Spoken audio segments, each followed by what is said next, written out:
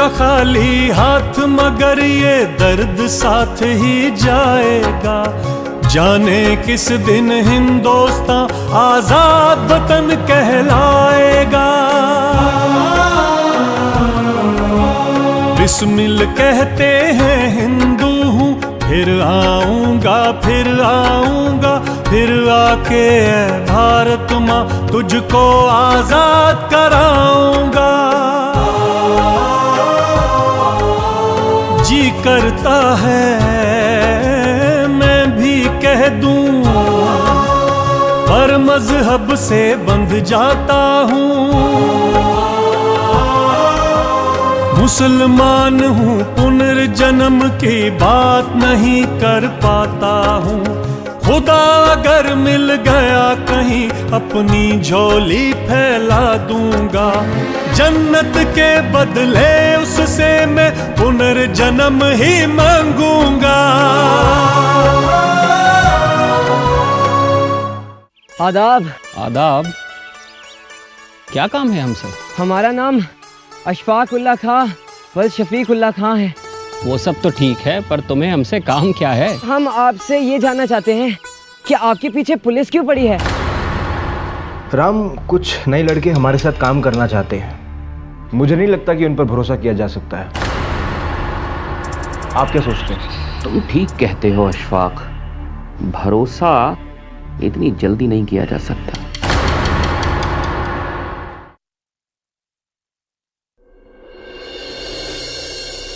अरे स्वाति, किस सोच में डूबी हुई हो? मैं ये सोच रही थी कि अशफाक की बिस्मिल से दोस्ती का पता उनके घर वालों को लग चुका था। वह इनकी दोस्ती ऐसी हुई कि दिन रात का साथ हो गया। अशफाक और बिस्मिल आर्य समाज मंदिर में घंटों बैठे रहते, किताबें पढ़ते, बहस करते और मंसूबे बनाते।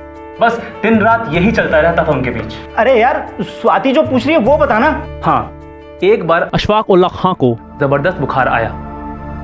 दिमागी बुखार ऐसा था कि वो बेहोश हो गए, और जब जरा होश आता तो राम राम की आवाज लगाते।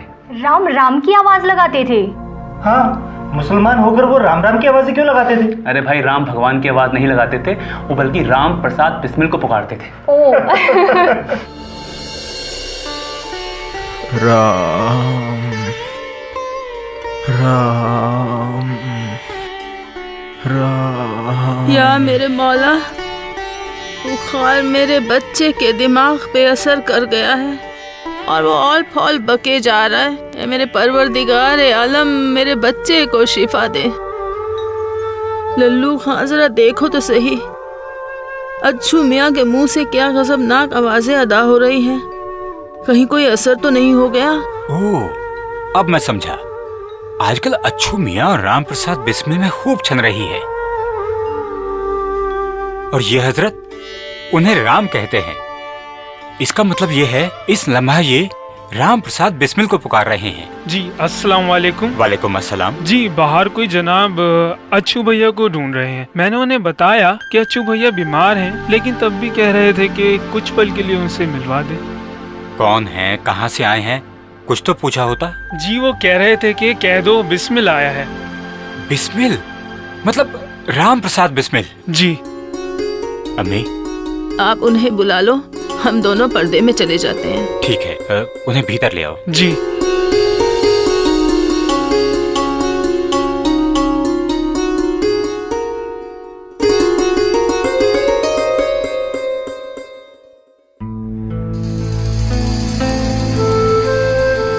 आओ राम प्रसाद बिस्मिल, कैसे हो? मैं तो ठीक हूं, पर अशफाक की तबीयत खराब है। सुना है बहुत तेज बुखार भी है। 3 रोज हो गए। अभी कुछ देर पहले तुम्हें ही आवाज लगा रहा था, राम राम पुकार रहा था। अरे अशफाक, अरे अशफाक भाई, मैं हूं राम प्रसाद बिस्मिल। अशफाक,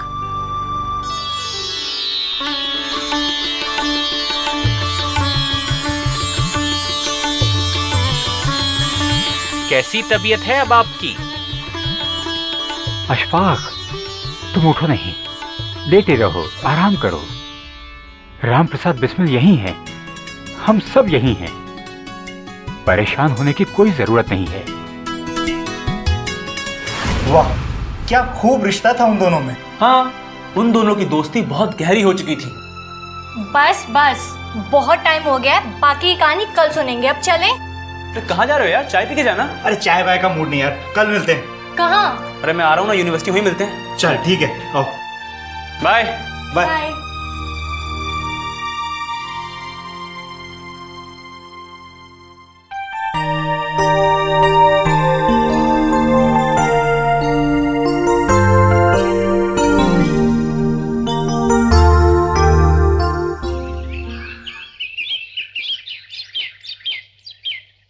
आधा घंटा हो चुका है हमें यहाँ बैठे हुए। जानिए अशरफ कितना और टाइम लगाएगा अभी आने में। अरे यार आता ही होगा, लाइब्रेरी गया है अपनी काम की किताबें ढूंढने के लिए। पर तुम्हें तो मालूम है कि लाइब्रेरी में कितना वक्त लगता है, और अपनी लाइब्रेरी का हाल भी क्या है जानती हो तुम।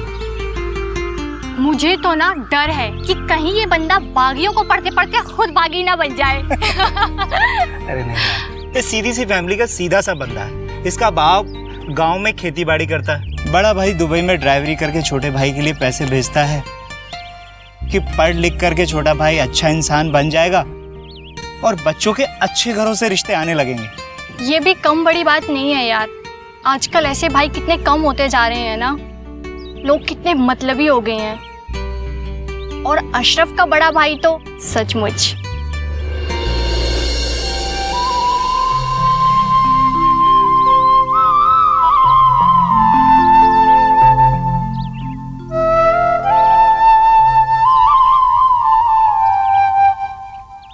क्या चल रहा है भाई?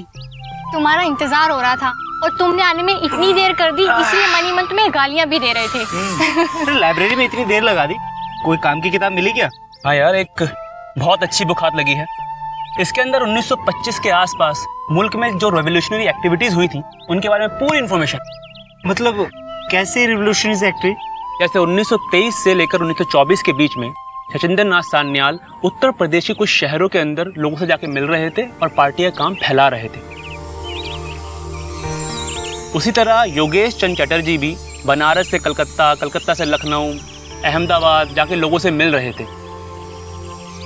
बिस्मिल भी अपने तौर पर इटावा, मेरठ, झांसी, बनारस और न जाने पता नहीं कितनी जगह जाकर लोगों से मिल रहे थे। 1924 के आखिर में इन लोगों ने यह तय किया कि हम लोग अलग अलग रहकर एक जैसे काम को अंजाम दे रहे हैं।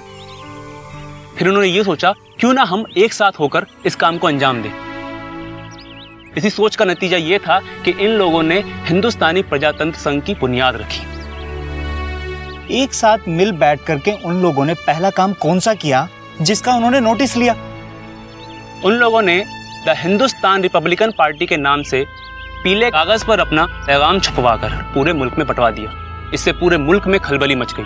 ये पैगाम 28 से 31 जनवरी 1925 के बीच लाहौर, दिल्ली, अहमदाबाद, कलकत्ता, बनारस जैसे सारे अहम शहरों में बंटवाए गए। सब लोग हैरान थे कि ये कौन है जो पूरे मुल्क में काम कर रहे हैं।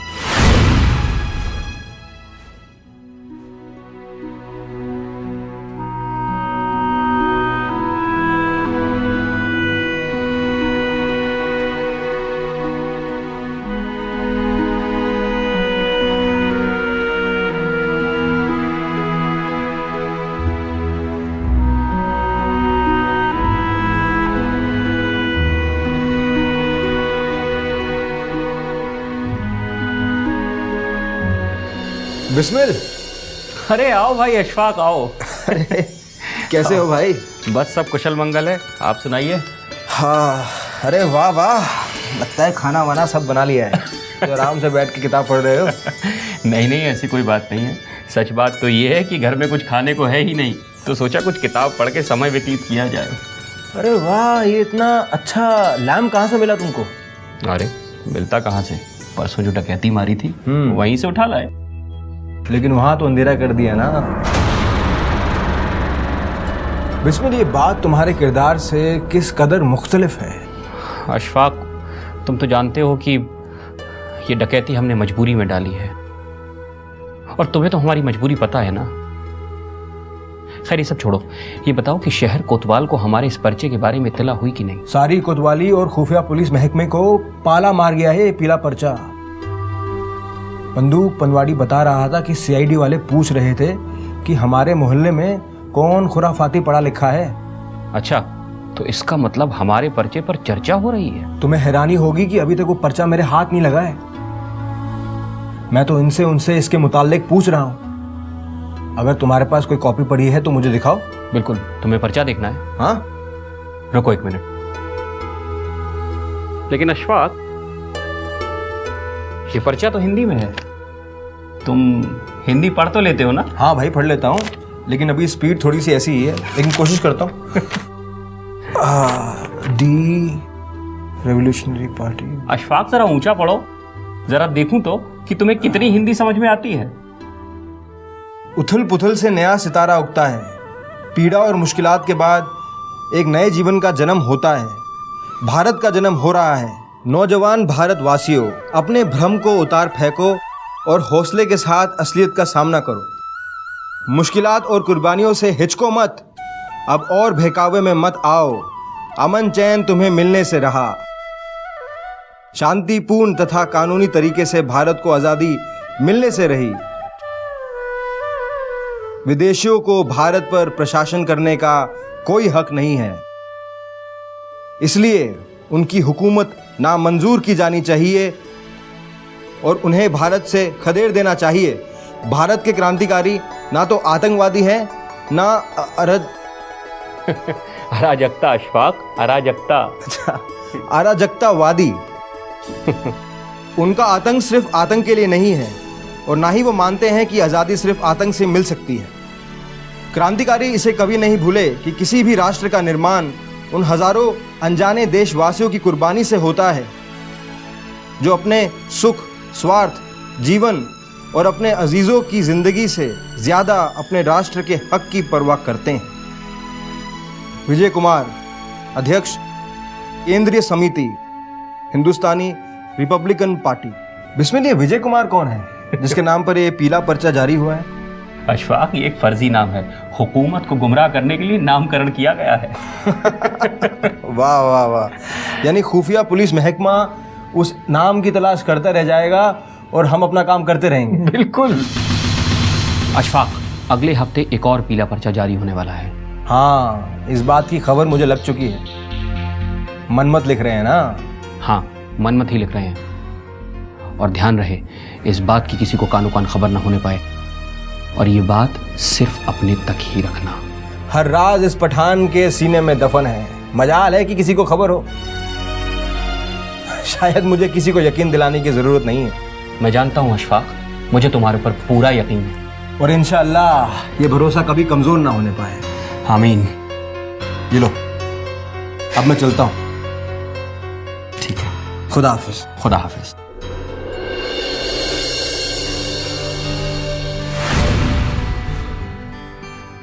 भाई वाह, फर्जी नाम का फायदा तो इन लोगों ने खूब उठाया। जब इंसान में कुछ करने का जज्बा होता है ना, तो उसका दिमाग खुद ब खुद चलने लगता है। यार आगे तो सुन। एक रात बिस्मिल, अशफाक, राजेंद्र नाथ लाहड़ी, सचिंद्र नाथ बख्शी और योगेश चंद्र चैटर्जी एक साथ मिले। यार रामनाथ पांडे भी होंगे ना? हाँ, वो भी थे। हाँ।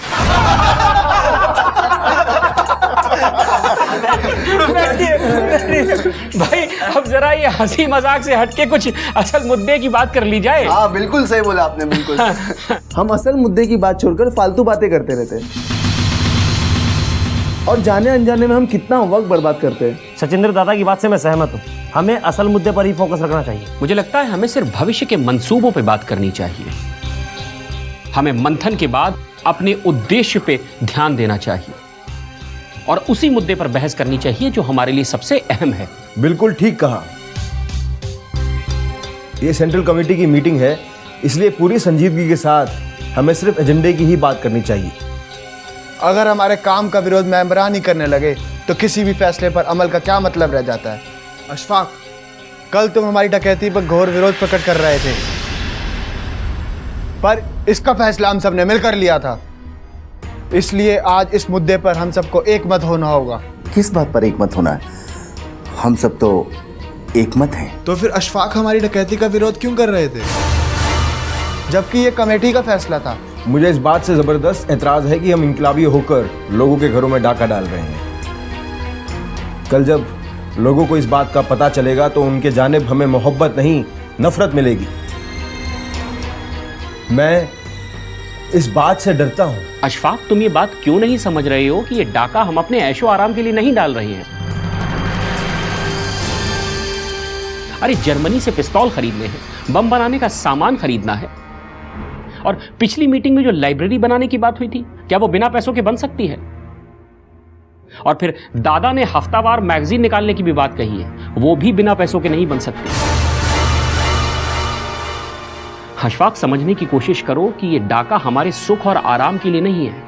ये डाका सिर्फ और सिर्फ हम मजबूरी में डाल रहे हैं।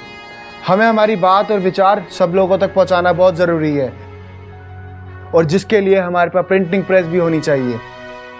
अपना प्रिंटिंग प्रेस होने के बाद हम उसमें कुछ भी छाप सकते हैं, जिसके लिए हमें पैसों की जरूरत पड़ेगी। दोस्तों, धन के नाम पर हमसे बड़ा निर्धन कोई है नहीं, और हमारी भी हालत किसी से छिपी नहीं है। हमारे अपने भाई चंद्रशेखर आजाद महीनों से सत्तू जैसी चीज पर निर्भर है, और हमारे भाई रविंद्र मोहन जो सत्तू जैसी चीज से भी मरहूम है। योगेश दादा ठीक से अपनी 2 जून की रोटी भी नहीं जुटा पा रहे हैं। भाई मुकुंदी लाल, भाई शचींद्र नाथ अक्सर भूखे सो जाते हैं। वो तो अच्छा हो बनारस के उन पंडित शिव प्रसाद का, जो कभी कभी किसी के हाथों कुछ पैसे भेज देते हैं तो अपना खर्चा चल जाता है। हम इनकलाबियों के लिए इस तरह के काम नए नहीं हैं। आयरलैंड और रूस के बाल्शेविक पार्टी के कारिंदों ने भी इस तरह की डकैतियां डाली हैं, इसलिए हमें ज़्यादा शर्मिंदा होने की ज़रूरत नहीं है। इस मजबूरी का एहसास तो मुझे भी है, लेकिन मेरी दलीलों को यहाँ किसी और तरीके से ही पेश किया जा रहा है। अभी 9 मार्च 1925 पीलीभीत के जिस गांव में हम डकैती डालने गए थे, वह हम साथियों के अलावा पेशावर डकैत भी थे। मुझे इस बात का एतराज़ है कि हम इनकलाबी होकर डकैतों के साथ डाका डालने लगे हैं। आप इस बात पर गौर क्यों नहीं फरमा रहे हैं कि हम इनकलाबियों के साथ काम करते करते डकैतों के साथ काम करने लगे हैं? यह बात मेरे गले नहीं उतर रही है। इतनी जोखिम उठाकर, हमारे दिल को मारकर हमने ये काम किया। क्यों बिस्मिल, हमारे हाथ क्या लगा? इस डकैती में कुल मिलाकर कुछ सोने चांदी के जेवर हमारे हाथ लगे थे, जिन्हें बनारसी लाल ने 500 रुपयों में बिकवाया था। इसके अलावा कपड़ा लत्ता भांडे बर्तन तो डकैत ले गए।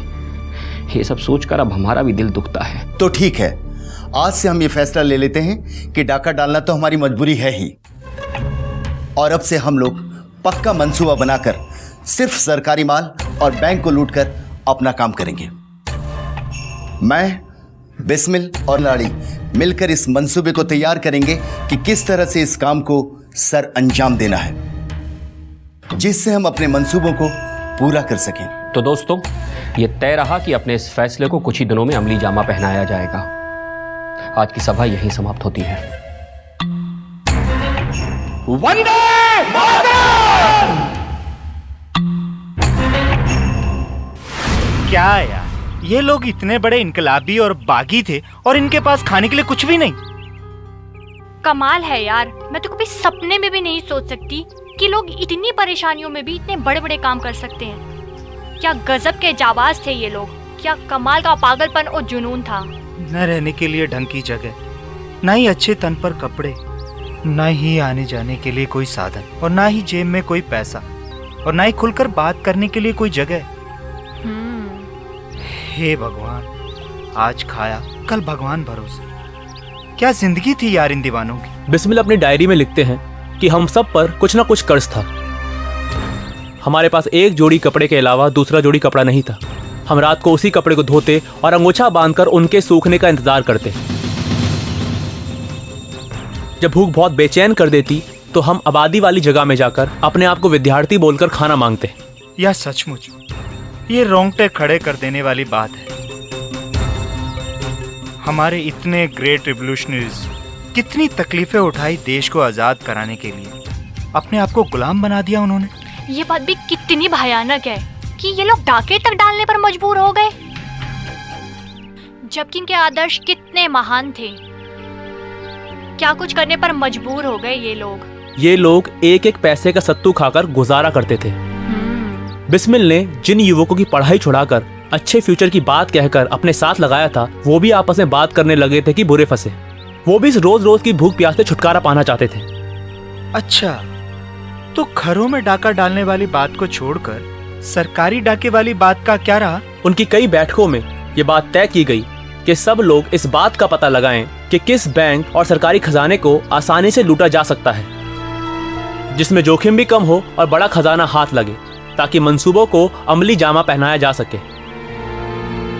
इसी तरह एक मीटिंग का जिक्र आता है जहां पर काकोरी ट्रेन पर डकैती की बात की गई और इस पर भरपूर चर्चा भी हुई थी। अच्छा, इसका मतलब काकोरी रेल डकैती पे इंकलाबियों ने पहले से मंसूबेबंद तरीके से चर्चा कर ली थी। तो और क्या, तुम क्या समझ रही हो? किसी दिन भी उठे और जाकर के चलती गाड़ी लूट ली? इस डकैती से पहले एक मंसूबा बनाया गया। सबने खूब तहकीकात की, आपस में हुज्जत हुई और फिर बिस्मिल के घर पे मीटिंग हुई और मीटिंग में पहले से ज्यादा इंकलाबी थे और चंद्रशेखर आजाद भी थे। साथियों, आज आप सबको यहां बुलाने का एक खास मकसद है। आज हमारे बीच हमारी ही तरह साहसी और आजादी के सिपाही, हमारे अपने भाई चंद्रशेखर आजाद मौजूद हैं। तो मैं इनसे गुजारिश करूंगा कि हमारी हौसला अफजाई के लिए, आजादी के लिए, इस देश के लिए, हम सबका मार्गदर्शन करने के लिए कुछ कहें। भाई चंद्रशेखर आजाद। शुक्रिया पंडित जी। भाइयों, जैसा कि आप लोग जानते ही हैं कि केंद्रीय समिति ने यह फैसला लिया है कि अब हम घरों में डाका नहीं डालेंगे, बल्कि बैंकों और सरकारी खजाने को लूटकर अपनी योजनाओं के लिए पैसों की कमी को पूरा करेंगे। इस सिलसिले में आपका कोई सुझाव हो तो बताइए। असल में हम लोग द्वारा डाली गई डकैतियों का जो तरीका रहा है, उसकी वजह से सरकार और पुलिस दोनों को भनक पड़ चुकी है कि ये काम कोई अलग तरह के डाकुओं का है। फिर तो हमारी पीली पर्ची की वजह से खलबली मची हुई है। इसीलिए तो सरकारी खजाने, बैंकों और माल गोदामों से पैसा लाने ले जाने में सरकार सक्रिय हो रही है। जहां बैंकों से पैसा ले जाने में पहले एक सिपाही होता था, आज 4-4 बंदूकधारी हैं। आप भी महसूस कर रहे होंगे कि डाकखाने में शाम के वक्त जब बिक्री और मनी ऑर्डर का पैसा खजाने के लिए रवाना किया जाता है, तो और भी पहरे में भेजा जाता है। इसका मतलब कि खुफिया महकमे को किसी अनहोनी की भनक लग चुकी है। इसलिए वो और भी चौकन्ने नजर आ रहे हैं। लेकिन हम आर पार की लड़ाई के लिए तैयार हैं। अगर उनके पास बंदूकें हैं तो हमारे पास भी पिस्तौल है।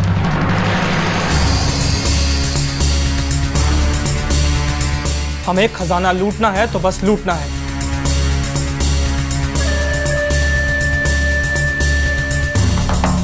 हमें पहले से ज्यादा होशियार रहना पड़ेगा और डरना बिल्कुल नहीं है।